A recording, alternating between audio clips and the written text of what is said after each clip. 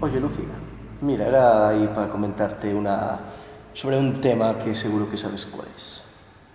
El tema de siempre, supongo, de mamá, vamos. Sí, y era, no sé, estos días está así un poco más rara, más en su mundo, y no sé, por si intenté hablar con ella varias veces, Sí, demasiadas veces. claro, y no sé, era por si tenías así alguna idea para que nos cuente qué le pasa.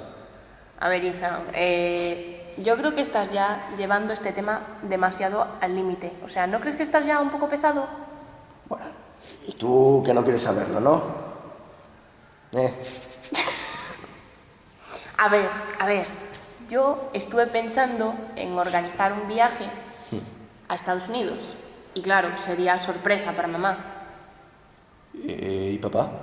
Papá estaría al margen por lo del trabajo y eso, y tendríamos que organizarlo nosotros. No, pues me gusta la idea, ¿eh? Sí.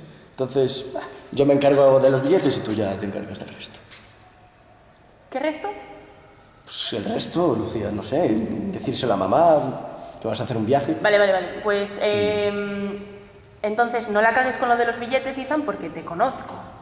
Que sí, pesada, hombre, si vas ahí a descubrir el secreto de mamá.